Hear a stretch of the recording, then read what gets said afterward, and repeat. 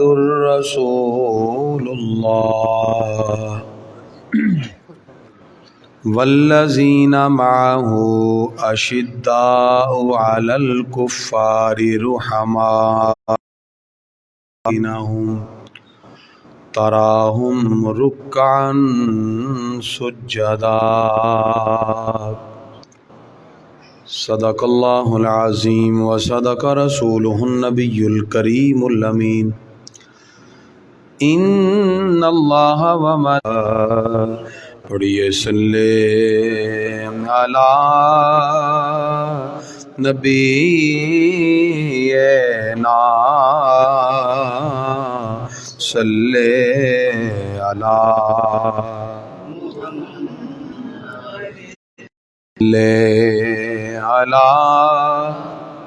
نبینا صلی علی آمد مصطفیٰ زمین و زمان تمہارے لیے مکین و مکان تمہارے لیے چنین و چنا تمہارے لیے بنے دو جہاں تمہارے لیے صلی علی نبینا صلی صدیق عکس حسن مصطفیٰ فاروق ذلِ جاہو جلال محمد عثمان ضیائے شمع جمال محمد حیدر بہار باغ خصال محمد صلی علی نبینا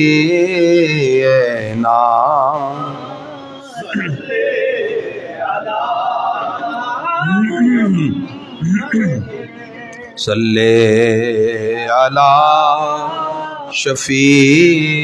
شفیعنا صلی علی دہن میں زبان تمہارے لیے بدن میں ہے جان تمہارے لیے ہم آئے یہاں تمہارے لیے اٹھیں بھی وہاں تمہارے لیے صلی علی نبینا صلی علی حمد و صلات کے بعد معزز و محترم سامعین کرام، ہر سال کی طرح اس سال بھی اس بیت میلاد کے اندر حاجی محمد اعجاز صاحب کی سرپرستی میں عظیم الشان محافل میلاد مصطفیٰ صلی اللہ تعالی علیہ وسلم کے اجلاس کا انعقاد کیا گیا ہے۔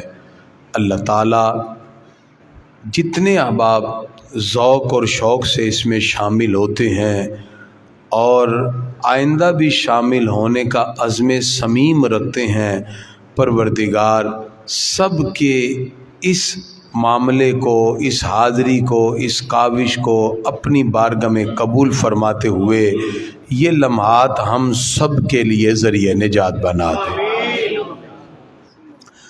گرامی قدر حضرات، خالق کائنات نے قرآن مجید فرقان حمید میں مقدس اور پاک ہستیوں کا ذکر کرتے ہوئے بالخصوص اپنے محبوب کے صحابہ کی عظمتوں کا ذکر فرمایا ہے۔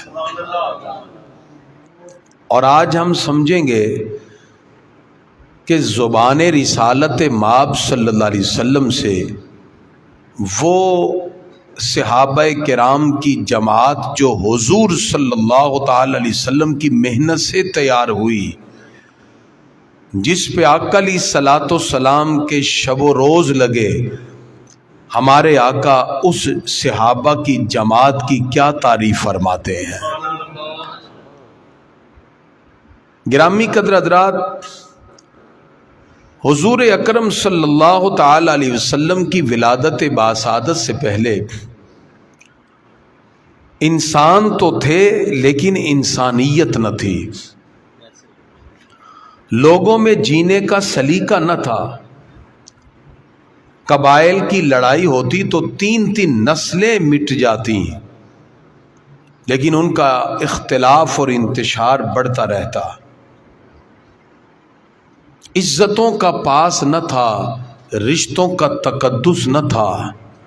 جہاں باپ اپنی بیٹی کو خود اپنے ہاتھ سے زندہ زمین میں دبا دے، اندازہ لگائیے وہاں اولاد سے جو انسان پیار کرتا ہے وہ انس بھی ختم ہو گیا۔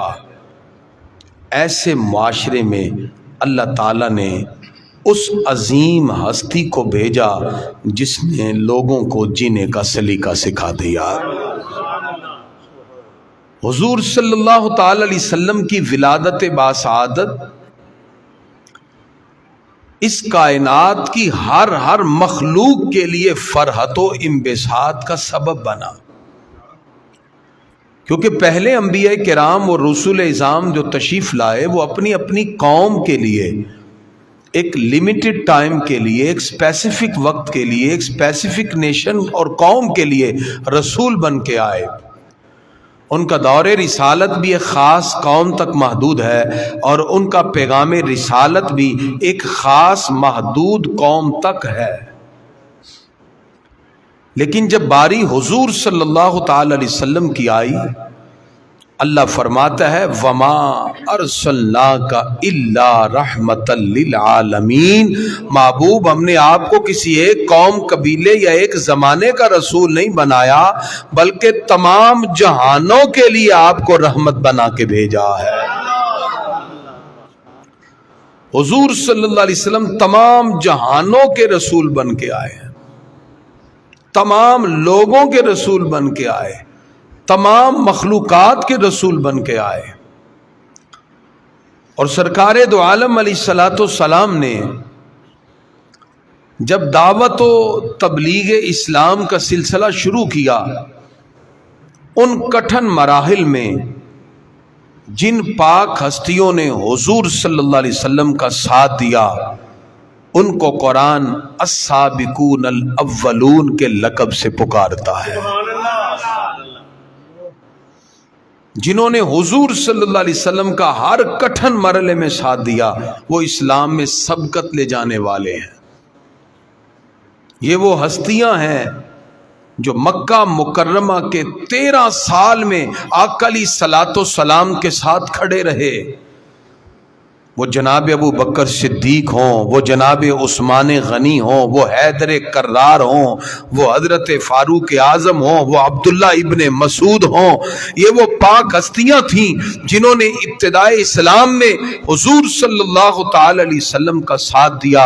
اللہ فرماتا ہے والسابقون الاولون من المہاجرین والانصار، فرمایا جنہوں نے اسلام نے سبقت لی مہاجرین میں سے، اور پھر اس کے بعد جو پیش قدمی کرتے ہوئے مدینہ منورہ میں حضور صلی اللہ تعالی علیہ وسلم کے ساتھ دعوت اسلام میں کھڑے ہوتے ہیں، اللہ فرماتا ہے یہ سبقت لینے والے صحابہ کرام کی شان یہ ہے رضی اللہ عنہم ورضوا عنہ، اللہ ان سے راضی ہو گیا، یہ اللہ سے راضی ہو گئے۔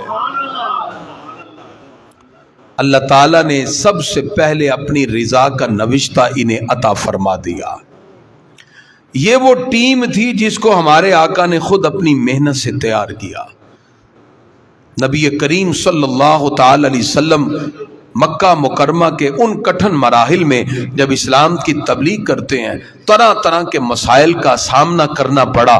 نبی کریم صلی اللہ علیہ وسلم صحابہ کرام کے اس پاک جماعت کے ساتھ اسلام کی عظمتوں کو واضح کرتے ہیں، اور یہاں تک کہ حضور اکرم صلی اللہ تعالی علیہ وسلم کی یہ دعوت و تبلیغ کا اثر تھا کہ مکہ مکرمہ کے ان کٹھن مراحل میں بھی رب قدوس نے ایسے جان نثار صحابہ آپ کو عطا فرمائے جنہوں نے کسی مشکل گھڑی میں آپ کا ساتھ چھوڑا نہیں، بلکہ ہر مقام پر حضور صلی اللہ علیہ وسلم کے ساتھ کھڑے رہے۔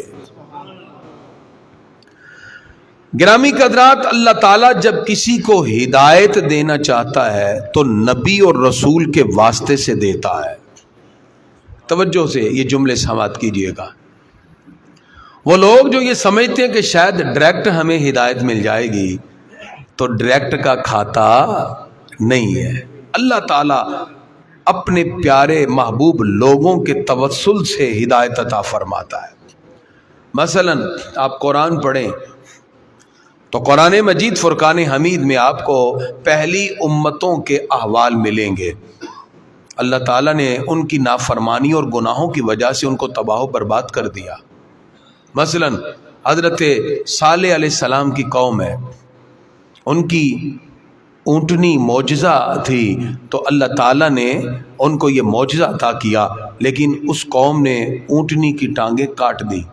حضرت صالح علیہ السلام بڑے خفا ہوئے، آپ ان کو چھوڑ کر جنگل کی طرف چلے گئے۔ جیسے ہی اونٹنی ذبح کی انہوں نے تو ان کے رنگ پیلے پڑ گئے، پھر لال ہوئے، پھر کالے ہو گئے۔ جب آثار عذاب انہوں نے دیکھے تو بجائے حضرت صالح علیہ السلام کی طرف دوڑنے کے ڈائریکٹ رب سے معافیاں مانگنے لگے۔ قرآن اٹھا کے دیکھیے، 8واں پارہ سورہ اعراف میں اس کی ڈیٹیل موجود ہے۔ اللہ تعالیٰ نے ان کی یہ معافیاں قبول نہ کی، پروردگار نے عذاب بھیج کر سب کو تباہ و برباد کر دیا۔ باوجود اس کے کہ وہ معافیاں مانگنے لگے۔ لیکن دوسری طرف 10واں پارہ آپ اٹھائیں، حضرت یونس علیہ السلام کی قوم کا ذکر ملتا ہے۔ جناب حضرت یونس علیہ السلام کی جو قوم ہے، جس وقت انہوں نے آثار عذاب دیکھے تو یونس علیہ السلام اپنے قوم سے ناراض ہو کے وہاں سے جا چکے تھے۔ وہ قوم حضرت یونس علیہ السلام کو ڈھونڈنے کے لیے نکل پڑی، اور اللہ کی بارگاہ میں عرض کرتے ہیں، یا اللہ تیرے پیارے نبی حضرت یونس کا واسطہ ہمیں معاف فرما دے۔ اللہ تعالیٰ نے باوجود اس کے وہ قوم یونس علیہ السلام تک نہیں پہنچ سکی، اللہ نے نبی کی تلاش کی وجہ سے عذاب ان سے ٹال دیا۔ پتہ چلا جو قومیں انبیاء کے واسطے سے رب کی بارگاہ تک پہنچتی رہیں، رب قدوس نے اپنی رحمتیں بھی عطا فرمائیں، اللہ تعالیٰ نے آنے والے عذاب بھی ان سے ٹال دیے۔ اور حضور صلی اللہ علیہ وسلم کی شریعت میں بھی یہ معیار ہمیں دے دیا گیا۔ آقا علیہ الصلوۃ والسلام نے کچھ لوگوں کو گمراہی میں دیکھا تو آپ نے انہیں روکا کہ یہ باتیں گمراہ کن ہیں، یہ کام گمراہی کے ہیں، آؤ اس سے بچو اور اللہ کی بارگاہ میں رجوع کرو۔ وہ کہنے لگے ہم جن برائیوں میں مبتلا ہیں یہ اللہ کی محبت میں ہی مبتلا ہے، نعوذ باللہ، یعنی اللہ کی محبت میں بتوں کو پوج رہے ہیں۔ 360 بت بیت اللہ میں رکھے ہوئے ہیں، حضور صلی اللہ علیہ وسلم روک رہے ہیں بتوں کو نہ پوجو، کہتے جی ہم تو اللہ کی محبت میں پوج رہے ہیں۔ اللہ فرماتا ہے قل، پیارے محبوب ان کو کہہ دیجئے، ان کنتم تحبون اللہ، اگر تم اللہ کی محبت کا دعویٰ کرتے ہو تو جھوٹا ہے، فاتبعونی، پہلے میری اتباع کرو، یحببکم اللہ، اللہ پھر تم سے محبت فرمائے گا۔ تو معیار کیا بن گیا کہ حضور صلی اللہ علیہ وسلم کی اتباع کے بغیر اللہ بھی بندوں سے محبت نہیں فرماتا۔ ایک دن آقا علیہ الصلوۃ والسلام نے خطاب کرتے ہوئے یہ جملہ کہہ دیا، من اطاعنی فقد اطاع اللہ، جس نے میری مانی اس نے رب ہی کی مانی۔ تو کفار کہنے لگے لو جی پہلے یہ اپنے آپ کو رسول کہتے تھے، اب یہ اپنے آپ کو خدا کہنے لگے ہیں کہ میری ماننا ایسے ہی ہے جیسے رب کی ماننا۔ اللہ تعالیٰ نے قرآن کی آیتیں اتار کے فرمایا اے لوگو میرے محبوب کے اس جملے پہ شک نہ کرنا، پہلے محبوب کی زبان سے سنا ہے، اب رب کا کلام بھی سنو، من یطع الرسول فقد اطاع اللہ، جو رسول اللہ کی اطاعت کرتا ہے حقیقت میں وہ اللہ کی ہی اطاعت کرتا ہے۔ گرامی کے حضرات، یہ سلسلہ نبوت جو آدم علیہ السلام سے شروع ہوا یہ چلتا گیا، ہر نبی کی رسالت ایک مخصوص وقت کے لیے، اور وہ اپنے اپنے جتنے بھی امتی اور متبعین تھے ان کی پیروی کے حوالے سے ان کی جس طرح بھی تربیت کر سکے اپنی اپنی شریعت اپنی اپنی امت کی تربیت کرتے رہے۔ جب باری حضور صلی اللہ علیہ وسلم کی آئی، اللہ نے ختم نبوت کا تاج بھی پہنایا اور سارے نبیوں رسولوں پر اعلیٰ مقام بھی عطا فرما دیا۔ اعلیٰ فرماتے ہیں سب سے اعلیٰ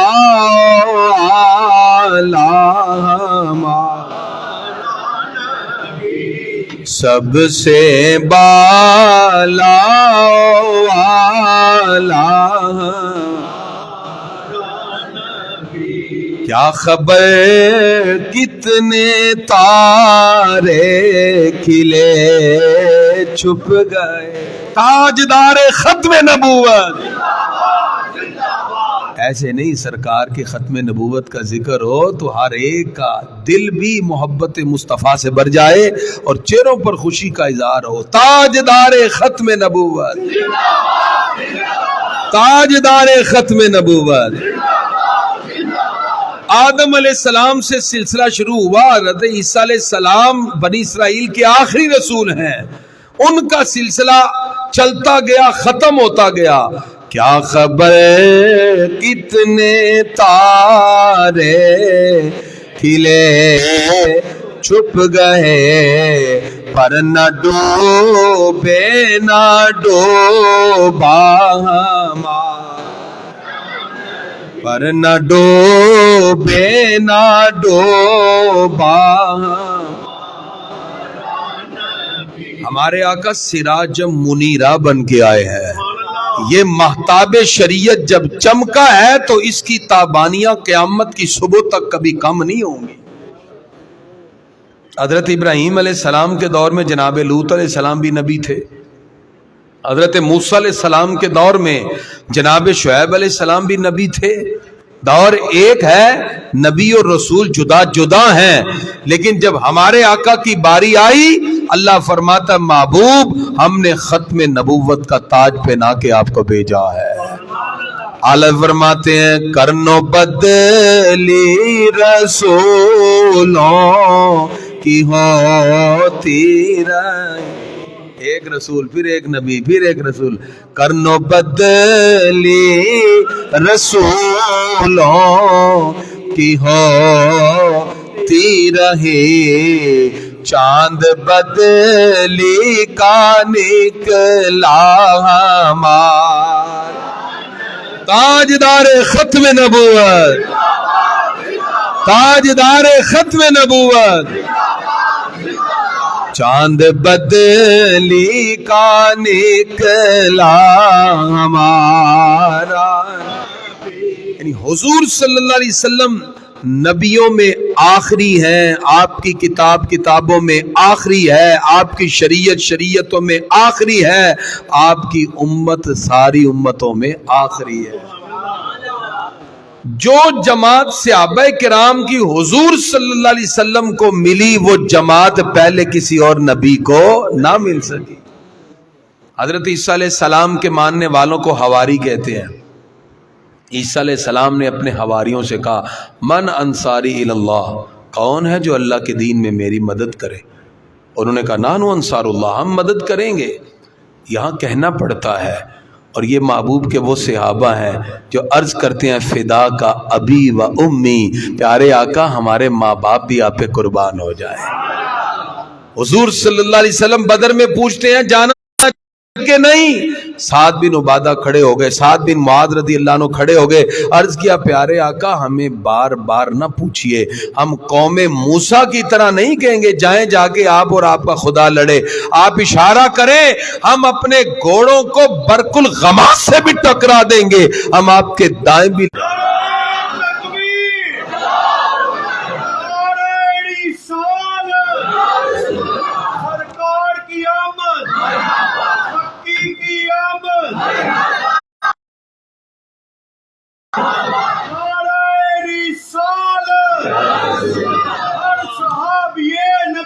جنتی جنتی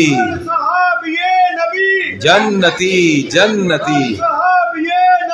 جنتی جنتی. لبیک یا رسول اللہ. دیوانے دیوانے دیوانے جنتی جنتی زندہ باد. اللہ تعالیٰ نے قرآن مجید میں ایمان کا معیار کن کو کہا ہے؟ توجہ, ایمان نظر آنے والی چیز نہیں ہے. آپ کہیں جی میرا 2 کلو ایمان ہے, کوئی 3 کلو ایمان, ایسے نہیں ہے. ایمان تو نظر نہیں آتا, معیار نہیں ہوتا, اس کا ویٹ نہیں ہے, اس کی اسٹرینتھ نہیں ہے. ایمان دل کی کیفیت کا نام ہے. اللہ فرماتا ہے اگر کسی نے مجسم ایمان دیکھنا ہو, فرمایا آمنو کما آمن الناس, یوں ایمان لاؤ جیسے میرے محبوب کے صحابہ ایمان لائے. صحابہ کو ایمان کا کرائیٹیریا قرار دیا ہے. آپ میں سے جتنے بھی مسلمان بیٹھے ہیں, آپ کہیں گے جی میرے ابو مسلمان تھے میں بھی مسلمان. زیادہ سے زیادہ کوئی کہے گا جی میں نے ایسی ریسرچ کی تو مجھے اسلام اچھا لگا, میں نے کلمہ پڑھ لیا, میں مسلمان. اللہ فرماتا ہے صحابہ تم ایسے مومن نہیں ہو, تم وہ مسلمان ہو تمہارے دل میں اسلام کی محبت رب نے ڈالی ہے. سورہ حجرات, ہر بات قرآن سے انشاءاللہ پیش ہوگی آج. اللہ فرماتا ہے وَلَكِنَّ اللَّهَ حَبَّبَ إِلَيْكُمُ الْإِيمَانَ, اے میرے محبوب کے صحابہ رب نے ایمان کی محبت تمہارے دلوں میں ڈالی ہے. صرف ڈالی نہیں, وَزَيَّنَهُ فِي قُلُوبِكُمْ, ایمان کو تمہارے دلوں میں سجا سجا کے رکھا ہے. وَكَرَّهَ إِلَيْكُمُ الْكُفْرَ وَالْفُسُوقَ وَالْعِصْيَانَ, اللہ گارنٹی دیتا ہے میرے محبوب کا صحابی نہ گناہ کی طرف جائے, نہ کفر کی طرف جائے, نہ فسق کی طرف جائے. اللہ فرماتا ہے اولئک هم الراشدون, ہر صحابی کے لیے یہ گارنٹی ہے. اللہ فرماتے ہیں ہم نے ان کو راہ ہدایت عطا فرما دی ہے. جنتی جنتی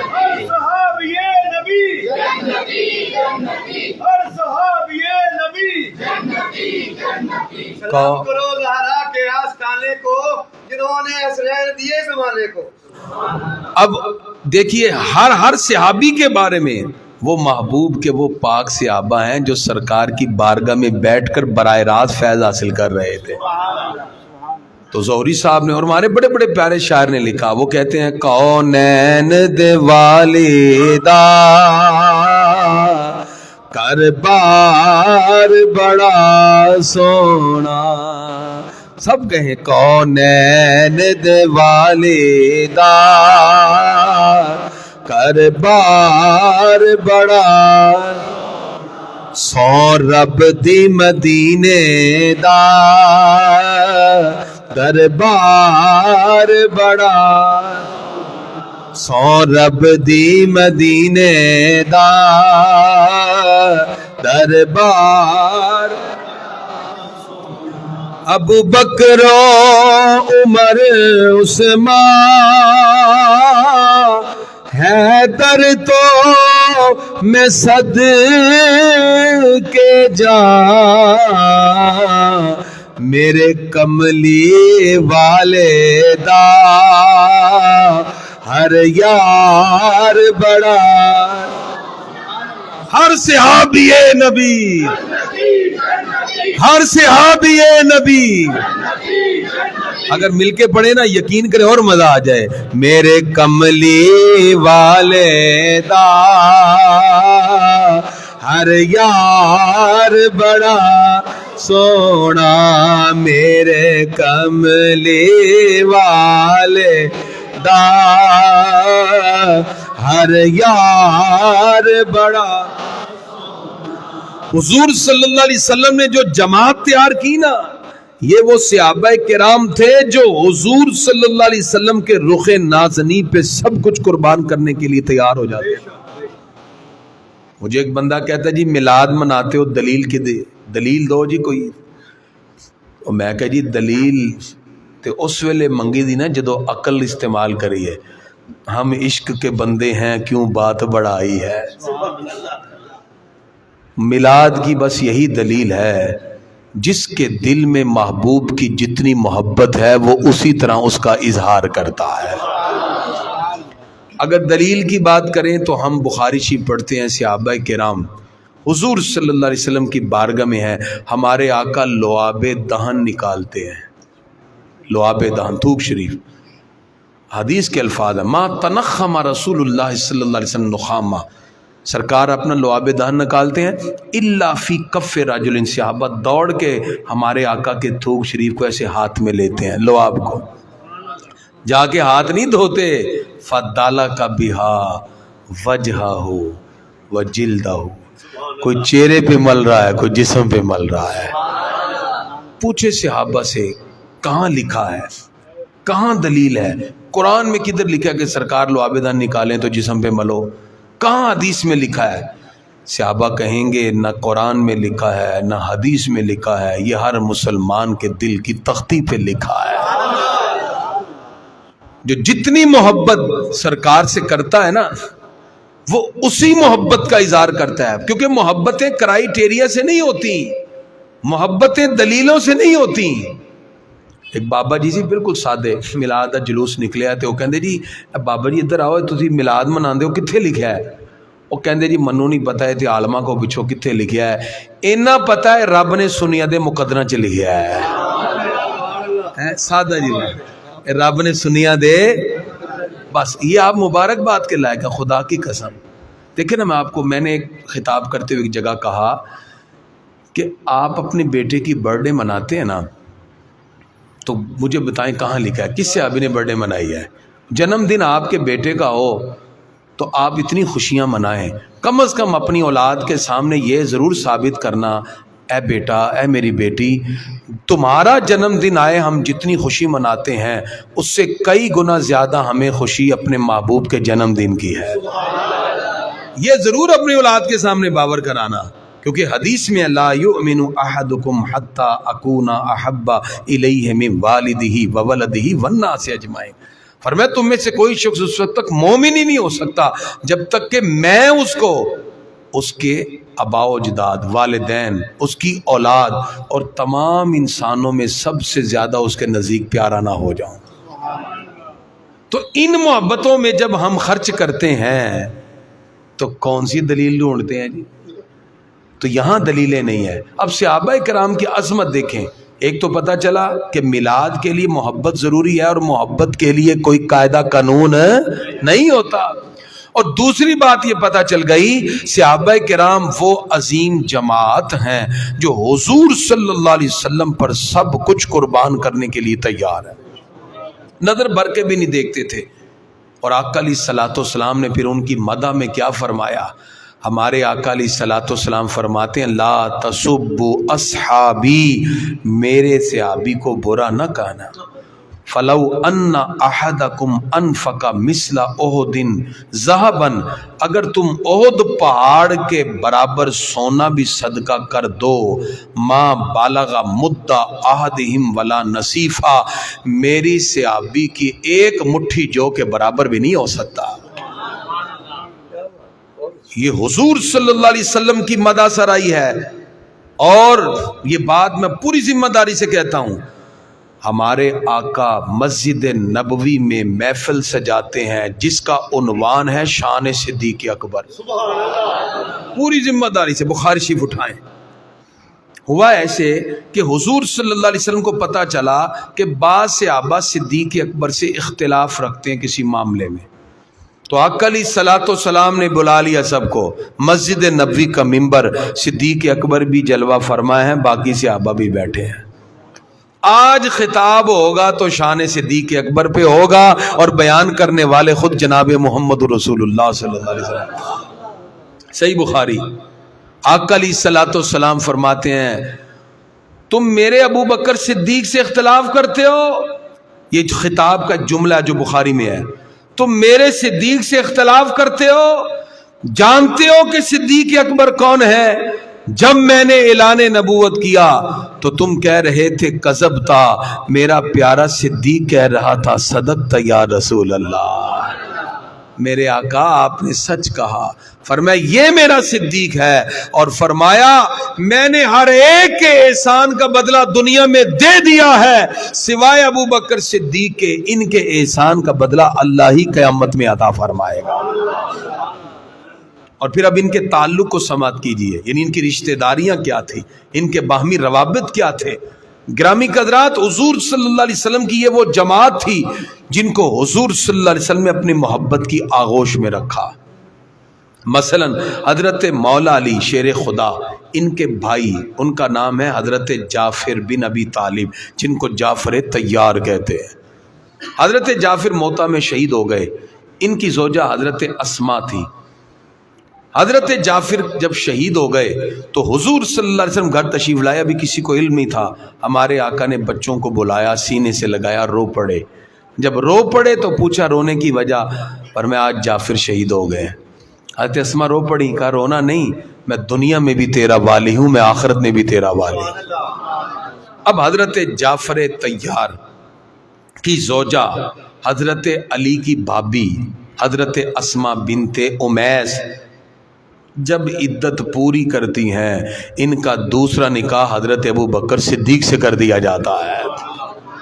پتہ چلا جو حضرت مولا علی کے گھر کی عزت ہے وہ اب ابو بکر صدیق کے گھر کی عزت ہے۔ اور پھر اسما بنت امیس ان کے گھر رہی۔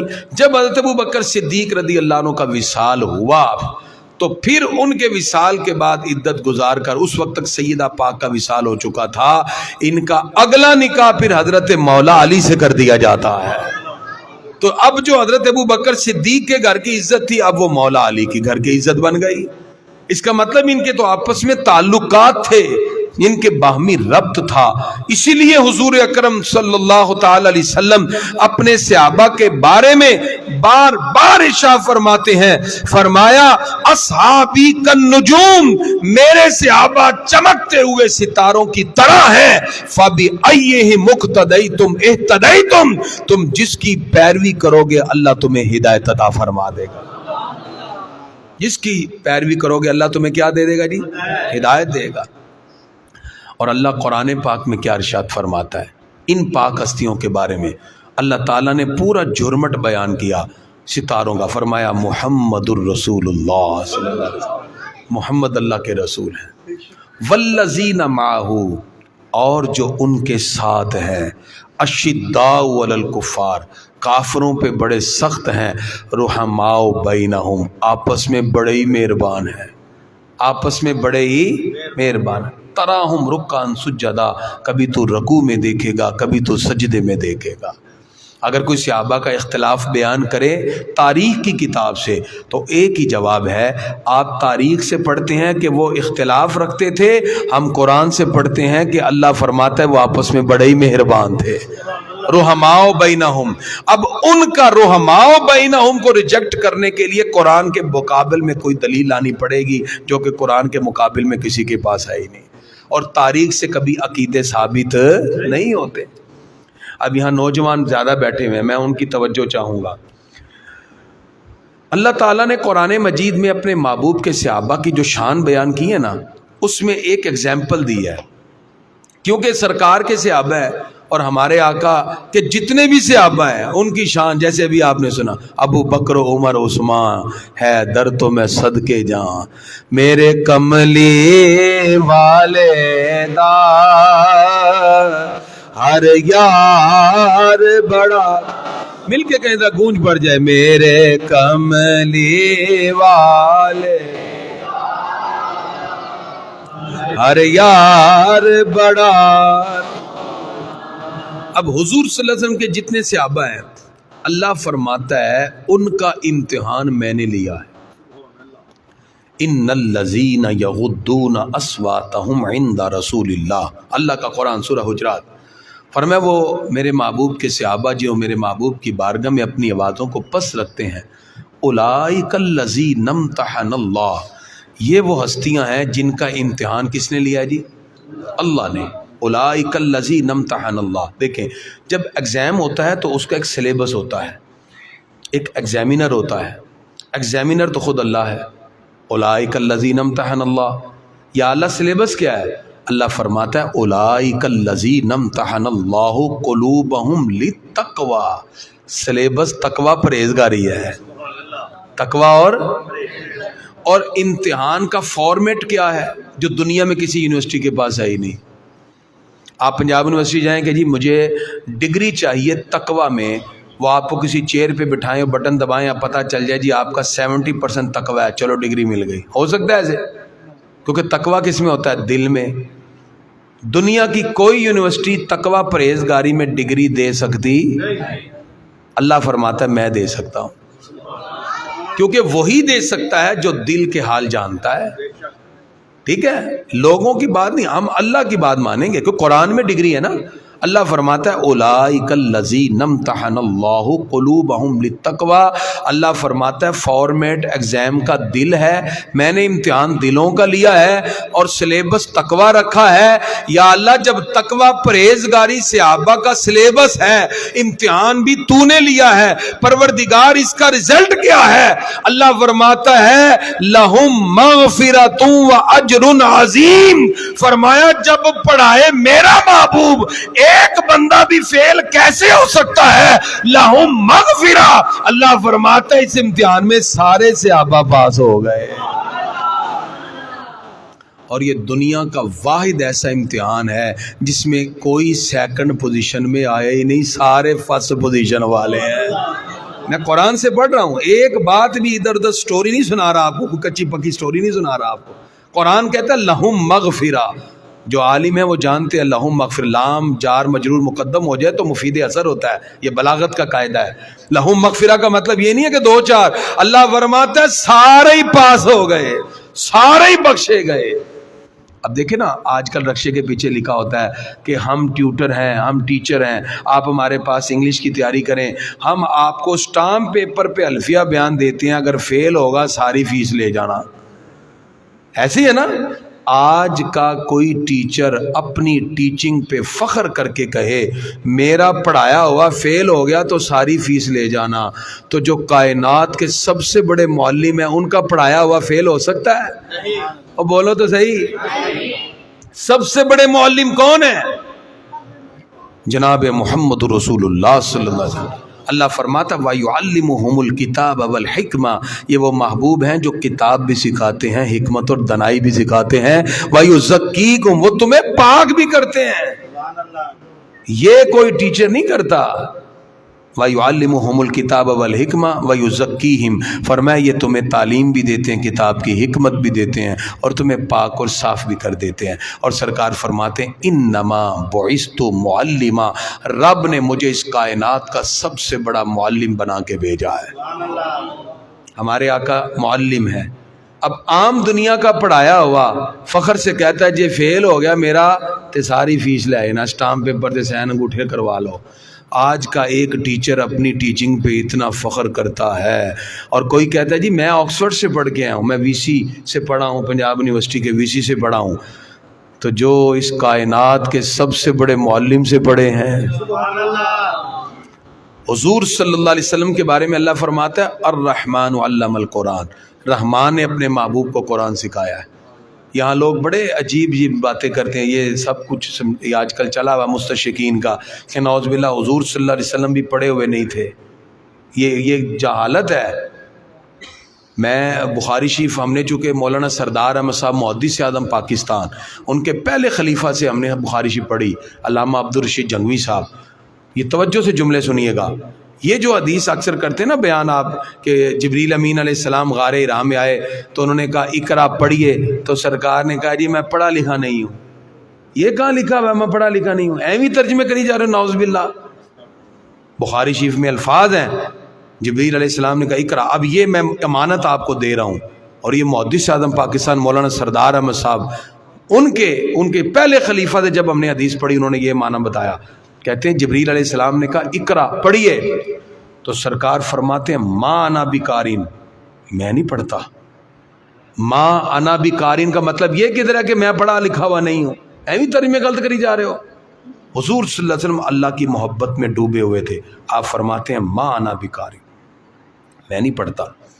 پھر کہا اقرا پڑھیے، ما انا بقارئ، میں نہیں پڑھ، پھر کہا اقرا پڑھیے، پھر سینے سے لگایا، چھوڑا اور کہا اقرا بسم ربک الذی، سارے پڑھیں، عرش حق ہے مسند رفعت رسول اللہ کی دیکھنی ہے حشر میں۔ فرماتے ہیں ہمارے آقا تو وہ ہیں جن کا کلمہ صرف امتیوں نے نہیں پڑھا بلکہ سارے رسولوں نبیوں نے بھی پڑھا ہے۔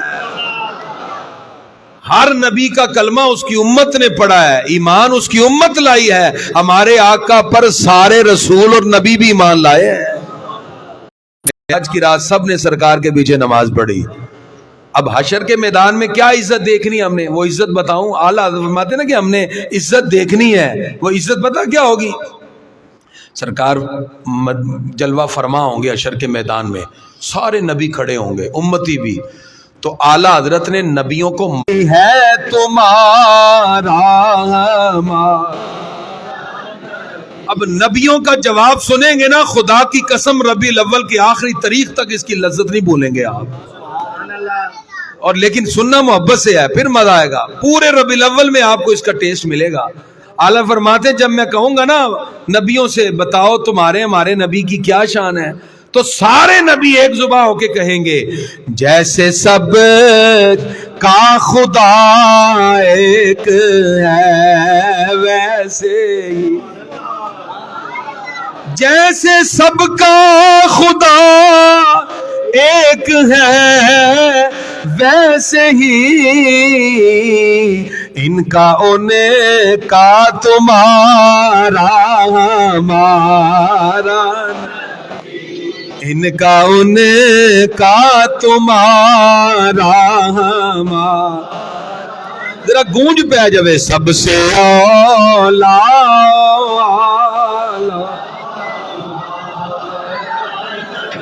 سب سے بالا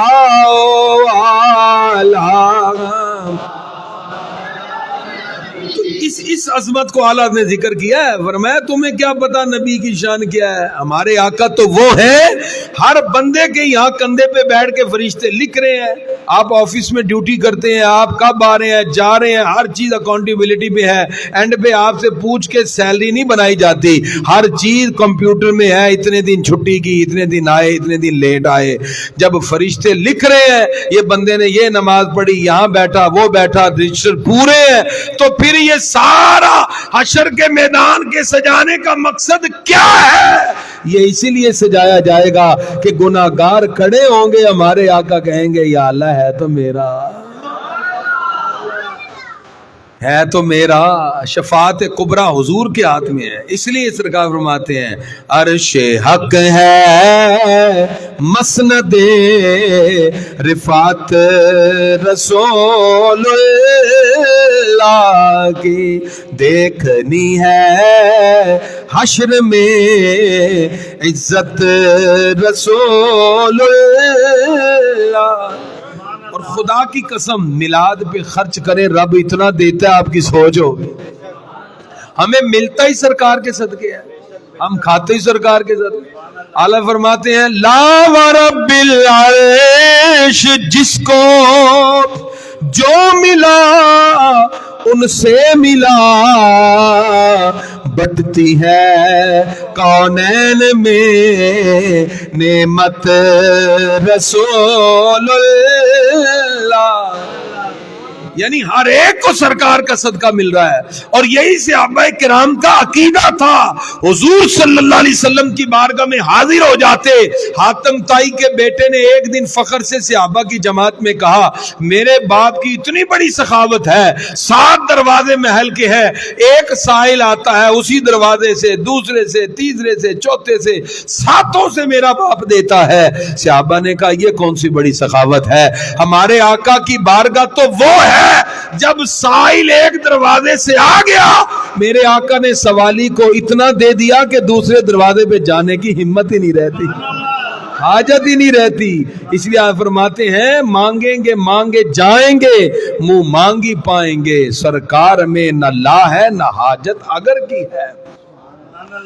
تو گرامی کا حضرات, یہ وہ صحابہ کرام ہیں جن کا یقین تھا اور حضور صلی اللہ علیہ وسلم کی محبت ان کے دلوں میں جا گزی تھی. تو حضور صلی اللہ علیہ وسلم نے ان کی مدح سرائی, ان کی تعریف ذکر کی. اور آقا علیہ الصلوۃ والسلام فرماتے ہیں یہ چمکتے ہوئے ستارے ہیں. چاند کے جو جتنا قریب ستارہ ہوتا ہے اس کی کرنیں بھی اتنی زیادہ چاند سے فیض حاصل کرتی ہیں. بس سمجھ جائیے جو ہمارے آقا کے جتنا قریب ہوتا گیا حضور صلی اللہ علیہ وسلم نے ان کو اتنا ہی روشن و منور کر دیا.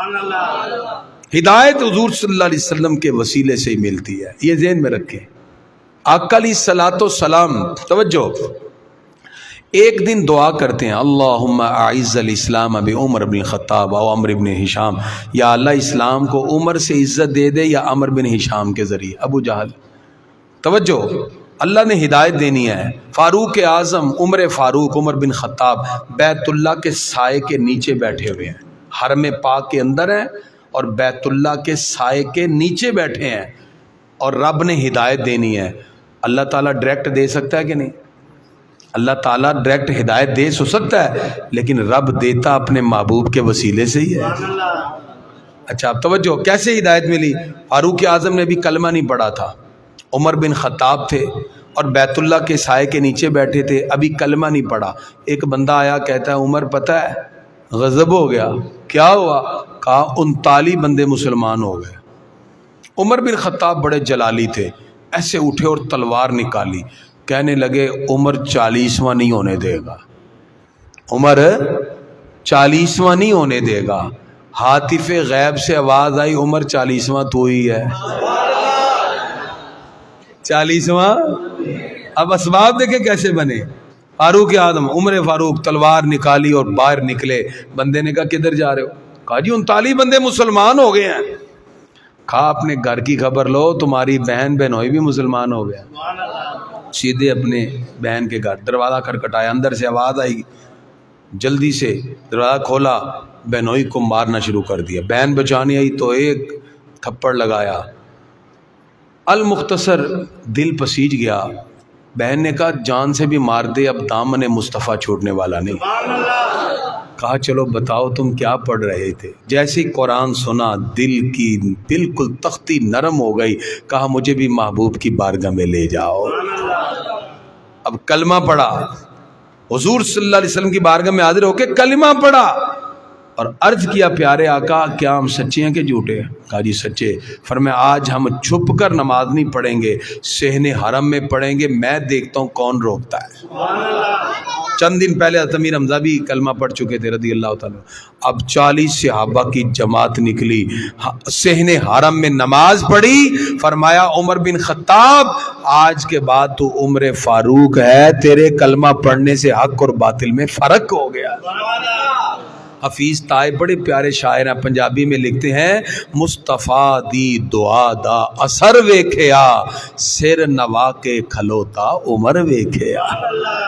اب توجہ, ہم میں سے ہر ایک کو اسلام نے عزت دی ہے. عمر فاروق وہ ہیں جنہوں نے اسلام کو عزت دی ہے.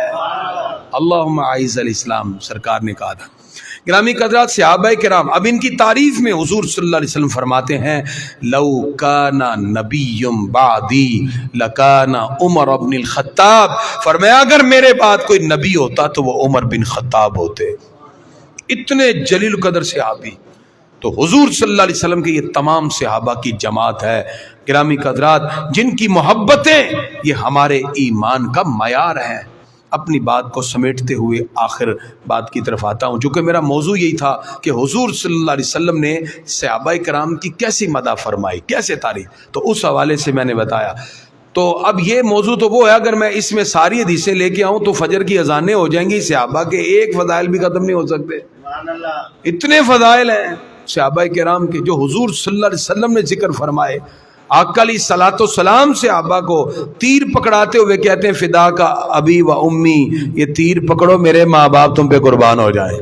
یہ شانیں حضور صلی اللہ علیہ وسلم نے صحابہ کرام کو عطا فرمائی اور ان کے لیے بخشش کے پروانے عطا فرمائے۔ ایک ہی محفل میں بیٹھ کے سرکار نے 10 بندوں کو جنت کی مہر لگا دی، ابو بکر فی الجنہ، عمر فی الجنہ، عثمان فی الجنہ، علی فی الجنہ، طلحہ فی الجنہ، اس طرح حضرت سعید بن زید۔ نبی کریم صلی اللہ علیہ وسلم نے عشرہ مبشرہ کے بارے میں واضح کر دیا۔ اور جہاں تک مدح کی بات ہے، اگر آپ جبل احد پر ہیں، وہ آپ کے آنے سے جھومتا ہے تو ہمارے آقا ٹھوکر لگا کے کہتے ہیں اسکت یا احد، احد ٹھہر جا، تیرے اوپر ایک نبی، ایک صدیق اور 2 شہید جلوہ فرما ہے، ان کی مدح فرماتے ہیں۔ گرامی حضرات، قرب قیامت میں حضور صلی اللہ علیہ وسلم نے کچھ فتنے ذکر کیے، ان میں سے ایک فتنہ یہ بھی تھا کہ ایسے لوگ آئیں گے جو مسندوں پہ بیٹھ کر اپنی طرف سے باتیں بنائیں گے اور لوگوں کو گمراہ کریں۔ کیا کہتے تھے؟ ٹوپی نئی لے لو، جوتا نیا لے لو، کپڑے نئے لے لو، عقیدہ پرانا ہی رکھنا ہے، عقیدہ پرانا ہی رکھنا ہے۔ اور یہ مشکات المصابیح کی حدیث بھی ہے، فرمایا سرکار دو عالم علیہ الصلوۃ والسلام نے جب امت میں فتنہ بڑھ جائے فل یستنا بمن قد ماتا، ان کی پیروی کے ساتھ دنیا سے چلے گئے، اس لیے کہ فَإِنَّ الْحَيَّ لَا تُؤْمِنُ عَنْهُ الْفِتْنَةُ أَوْ كَمَا قَالَ، فرمایا جو زندہ ہے وہ فتنے سے محفوظ نہیں ہے۔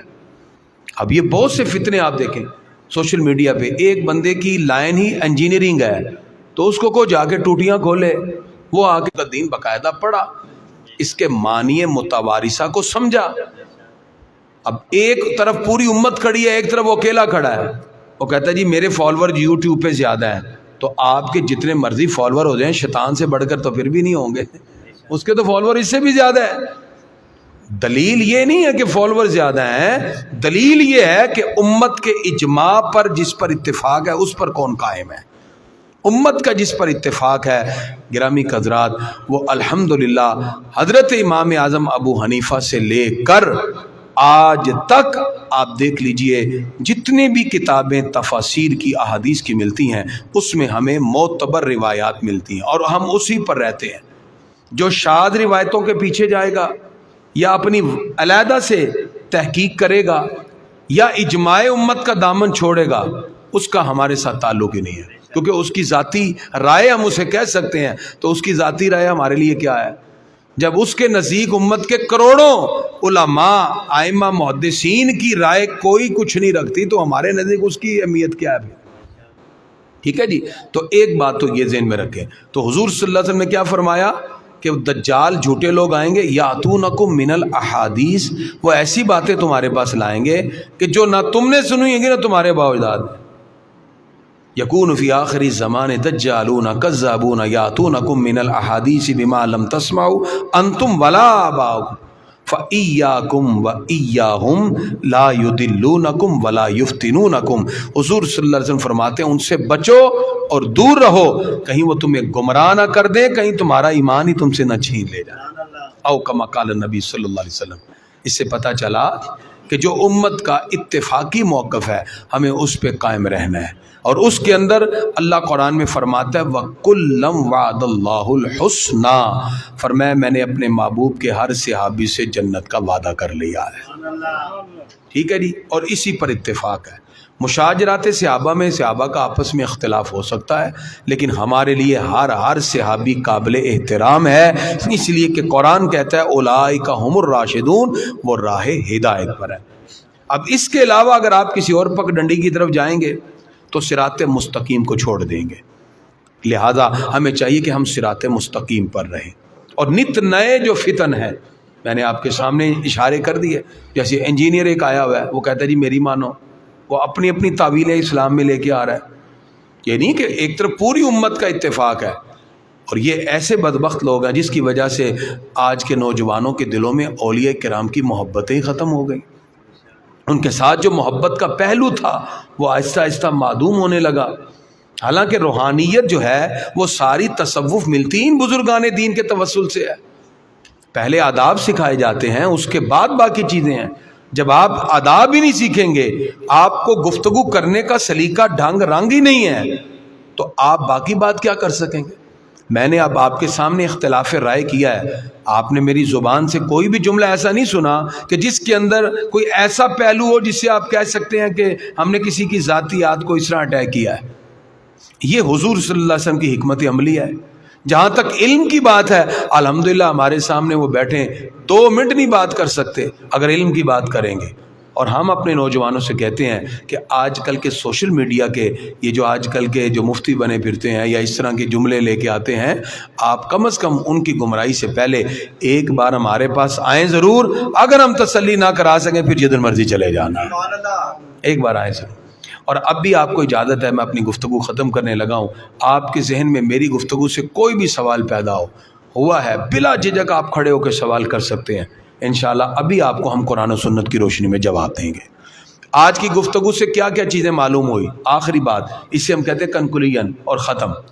پہلی بات آج کی گفتگو سے یہ ثابت ہوئی، اللہ تعالیٰ نے اس کائنات میں ظلمتوں گمراہیوں کو ختم کرنے کے لیے اپنے محبوب کو مبعوث فرمایا. دوسری بات آج کی گفتگو سے یہ ثابت ہوئی، جتنے بھی انبیاء کرام تشریف لائے ان کی امتیں جو ان کا کلمہ پڑھنے والی تھیں، ایسی جماعت کسی نبی رسول کو نہ مل سکی جیسی جماعت صحابہ کرام کی ہمارے آقا کو اللہ نے عطا فرما دی. اور یہ صحابہ کرام اللہ کا انتخاب ہے. ٹھیک ہو گیا جی.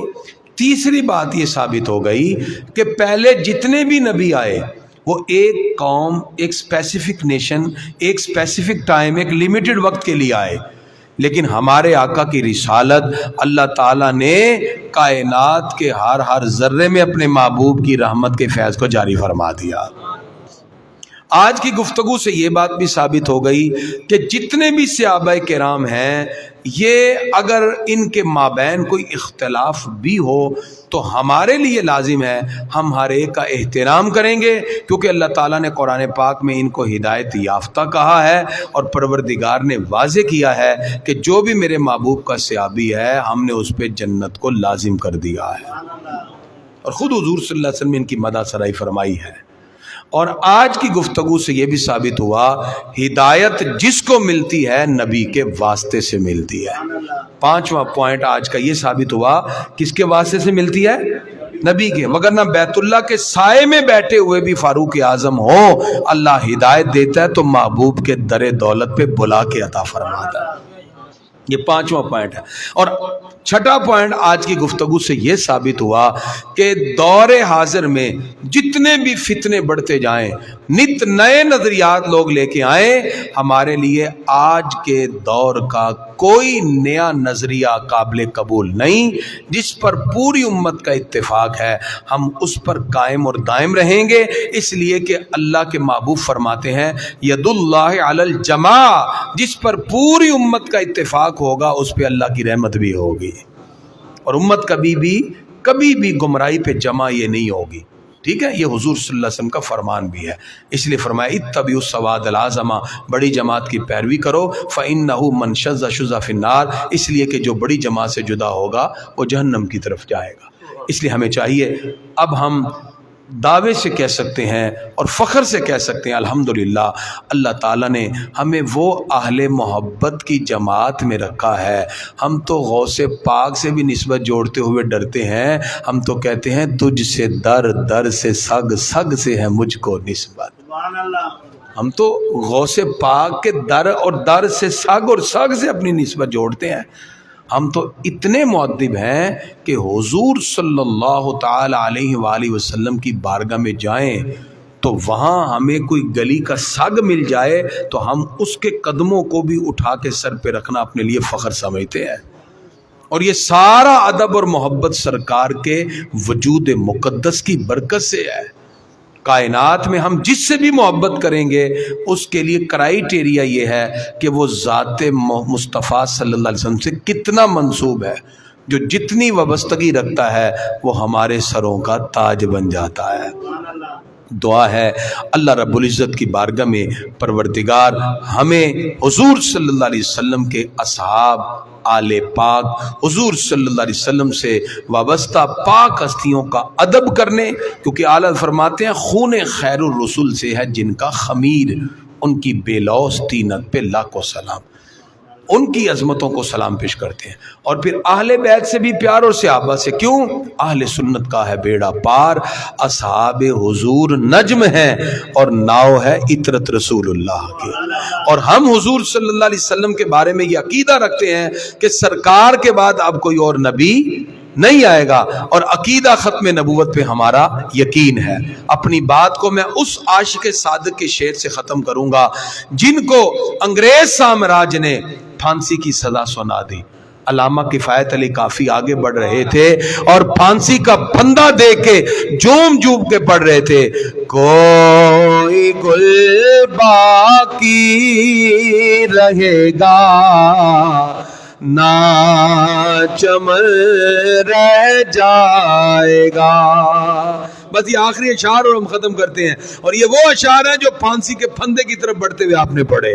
کوئی گل باقی رہے گا نہ چمن رہ جائے گا، بس رسول اللہ کا دین حسن رہ جائے گا.